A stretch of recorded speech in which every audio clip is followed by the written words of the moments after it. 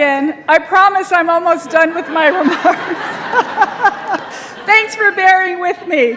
So hello again, everyone. I hope you've enjoyed today's discussions and that really amazing lunch that we had.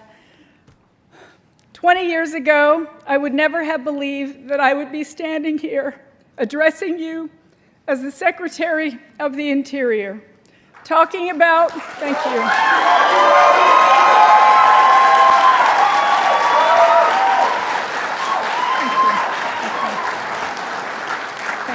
Thank you.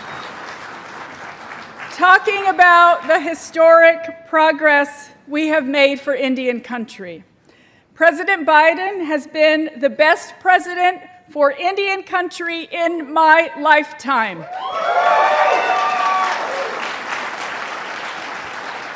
This is a president and an administration that truly sees Indigenous people and has worked tirelessly to address the issues in Indian country that have long been underfunded or outright ignored.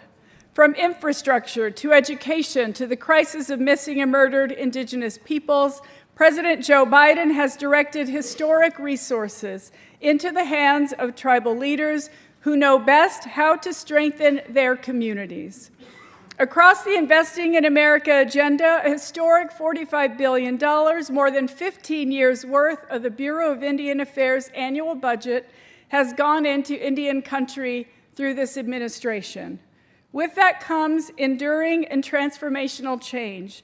It means electrifying homes on the Hopi Reservation in Arizona that have never had it, protecting cultural resources like salmon, which Pacific Northwest tribes have stewarded for thousands of years, building new transportation infrastructure for the Mescalero Apache Nation in New Mexico that will provide a safer travel route and boost the tribe's local economy, addressing toxic legacy pollution and abandoned oil and gas infrastructure that pollutes air and water for the Osage Nation in Oklahoma, and providing clean drinking water for Fort Peck in Montana. I could go on. This is a once-in-a-generation funding that is empowering tribes and making up for significant and systemic underfunding of tribal communities. Of course, we know that the need in our communities is still incredibly high. We know that many priorities still need adequate funding and resources. That's what decades of lack of investments look like.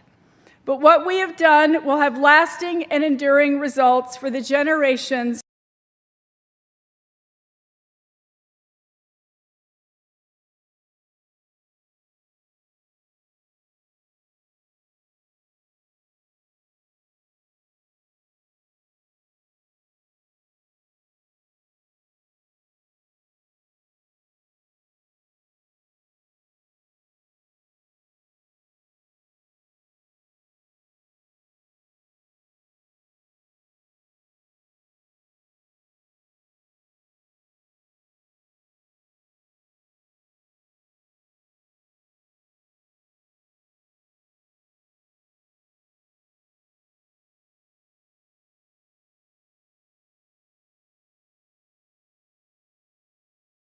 day, I have felt heard, I have felt respected, and I have felt secure that my advocacy on behalf of Indian country has been acknowledged and seen by the White House.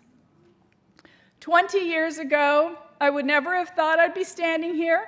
I would never have thought I'd be welcoming the President of the United States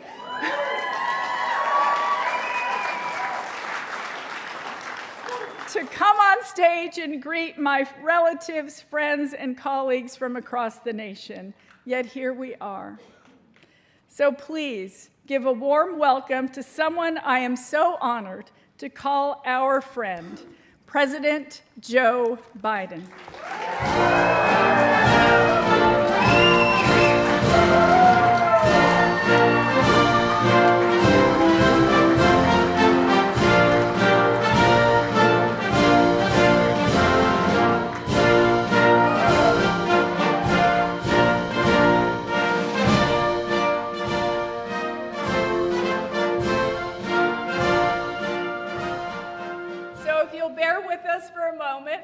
the President gives his remarks, Assistant Secretary Newland and I wanted to acknowledge the wonderful leadership by President Biden. He has been a champion for Indian country over these past 4 years, and I felt the best way for us to acknowledge that was with a blanket. This is an 8th generation blanket from a tribally owned business, and I've had it embroidered. Assistant Secretary. It says Joe Biden, champion for Indian country, 2021 to 2024.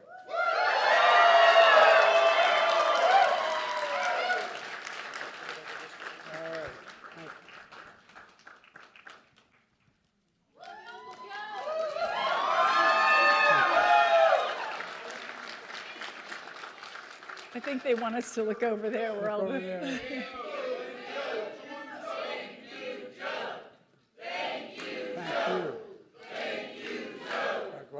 Yes, but let's take this off. Thank you, Mr. President. Thank you very much. Big wish. I could have used that blanket when I was lighting that Christmas tree. Both of us were freezing, the Secretary. Thank you, Secretary Holland, Assistant Secretary Newland. Thank you, thank you, thank you. You know, it's the honor of my life to be a partner of the tribes throughout my presidency. I'm going to cherish this moment. You know, I was raised by a guy politically when I got here as a 29-year-old kid as a senator. I was raised by a guy named Danny Inouye. And I once used the phrase, tribe said, no, Joe, nations, nations.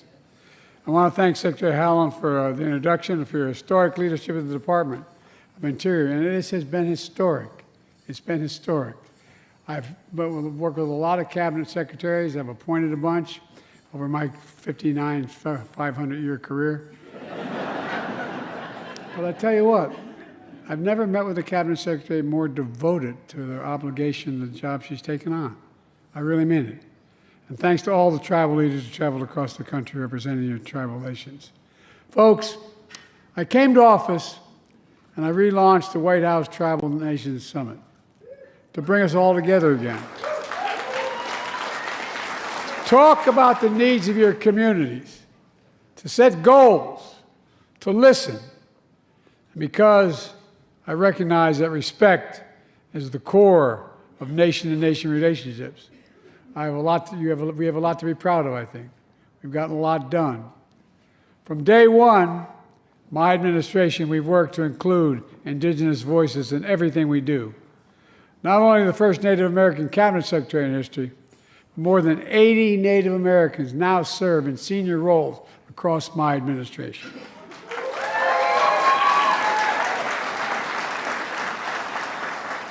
I mean this sincerely. With their help, we've shaped our approach to Indian country with respect and matched our words with action.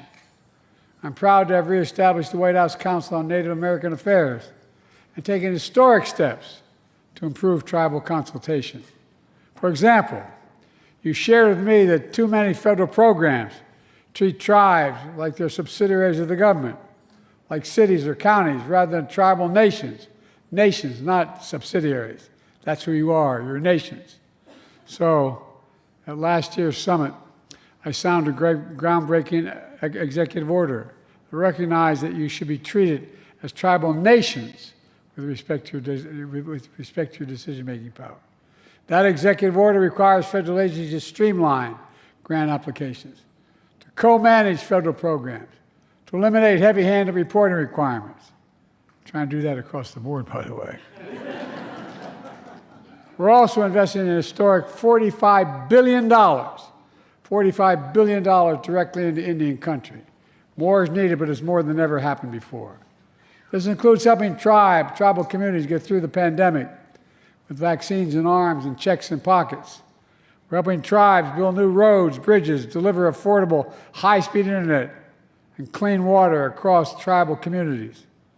As a nation, we're making the biggest investment ever in fighting climate change, ever, anywhere in the history of the world. which helps tribal communities to lead in transition to clean energy and ease the impact of droughts and wildfires and rising sea levels that threaten native lives and precious homelands. I secured the first ever advanced funding for the Indian Health Service.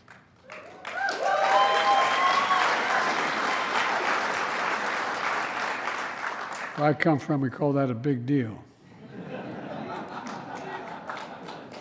Indian Health Service, the tribal hospitals can plan ahead, order supplies, hire doctors, knowing the money will be there, not having to wonder. All told, in 4 years, we've created 200,000 jobs for Native Americans, a record low unemployment for Native communities. There's been an historic $8 billion increase in federal contracts awarded to Native businesses. And I'm proud, that's important, I think. I'm proud to have helped cut child poverty in tribal communities by more than 1/3 and more to do. The folks,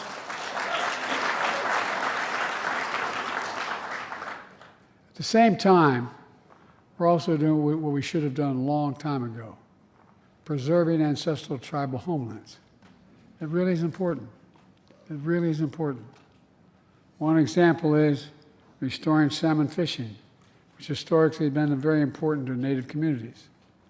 You know, I think it's very important that we memorialize Native culture and history by restoring and designating multiple national monuments that honor tribal nations and protect their homelands. From Bears Ears to Spirit Mountain, which comprise nearly 2 million acres combined, will be preserved in perpetuity forever, ever, ever.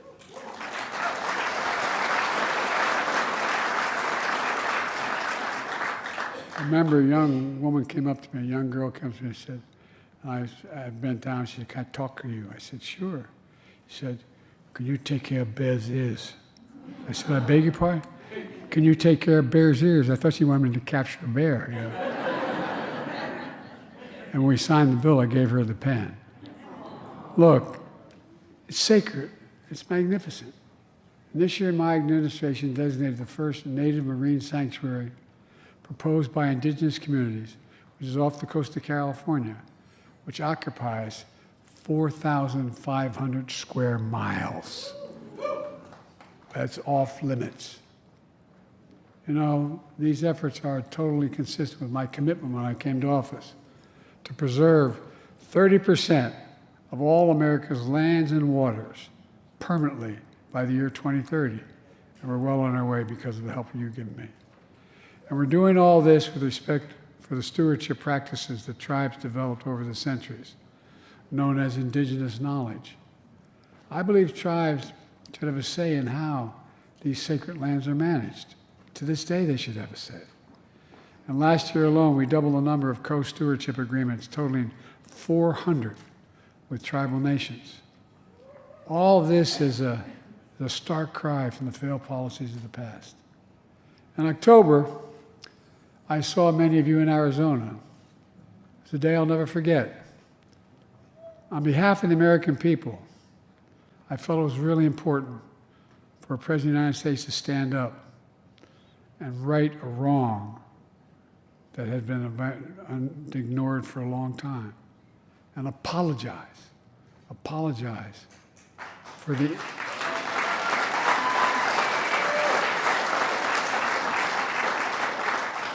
We're not about erasing history, we're about recognizing history, the good, bad, and the ugly.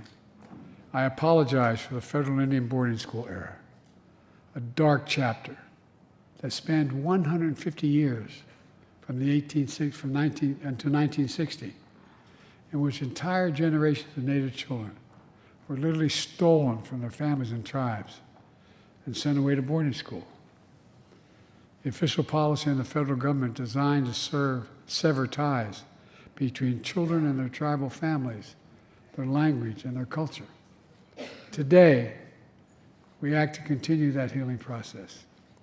I'm proud to announce we're establishing the historic Carlisle Indian Industrial School in Pennsylvania as a new national monument. I want everyone to know.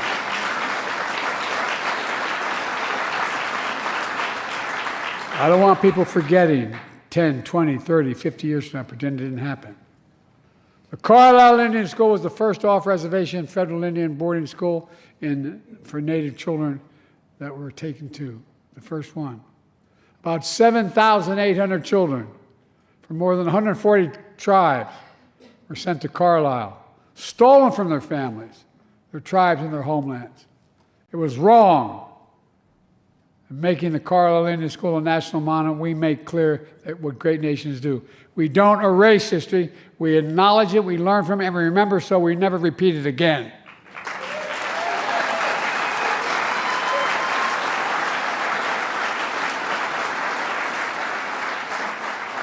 We remember so we can heal. That's the purpose of memory. Now, part of the tragedy of Indian boarding schools is that they deliberately tried to erase the culture of tribes by ensuring that children lost their language and their traditions. That's why the next chapter of healing requires revitalizing native languages. My wife, Jill, to her, this is something our First Lady cares deeply about. She's an educator. In her first trip with Secretary Howland, she visited the language immersion program of the Cherokee Nation in Oklahoma. Jill saw Native children light up, as they recited words their ancestors once spoke. Over 3/4 of the remaining Native languages are in danger of being lost forever. That's why today my administration is moving ahead on a 10-year plan to revive Native languages in a serious effort.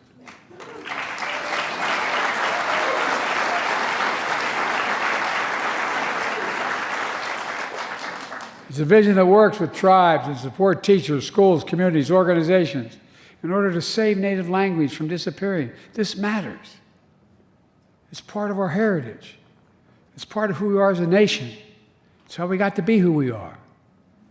We also heard loud and clear that public safety is a top concern of Native communities. That's why when I was a vice president, when we reauthorized the Violence Against Women Act, which is my daughter says I wrote with my own paw. I wrote it 30 years ago, one of the proudest things I ever did. We also reaffirmed tribal sovereignty and expanded tribal jurisdiction to cover cases where outside predators harm members of Indian nations in Indian country and decided there.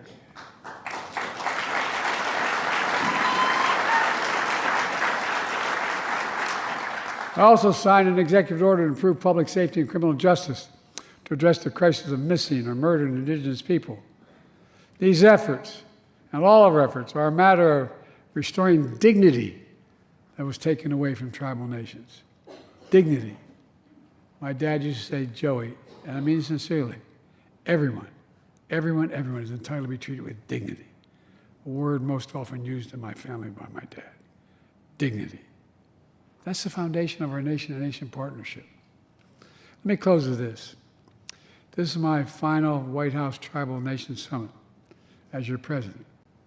It's been an overwhelming honor, I mean it sincerely, an honor of a lifetime to usher in a new era of tribal sovereignty and self-determination. A new era grounded in dignity and respect that I've seen and experienced in many ways.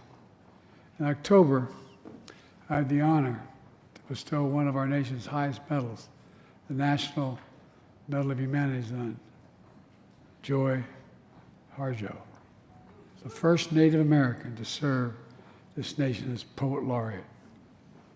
She once wrote, and I quote, "You are a story fed by generations. You carry songs of grief, triumph, and loss. Feel their power as they ascend with you, as you walk, run swiftly, even fly into infinite possibilities." End of quote. To all the tribal nations, I say thank you, and I mean it sincerely. Thank you for your partnership. Thank you for your trust in me. But most of all, thank you for your friendship.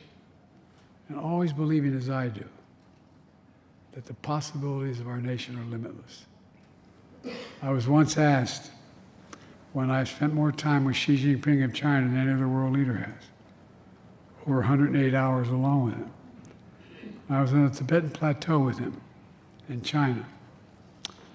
And I looked at me and said, "Can you define America for me?" And this is on the record. I said, "Yes, one word." He looked at me through a translator.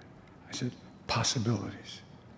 In America, we believe anything is possible if we do it together. And that's what we've done. Damn it, we're going to continue doing it. Thank you.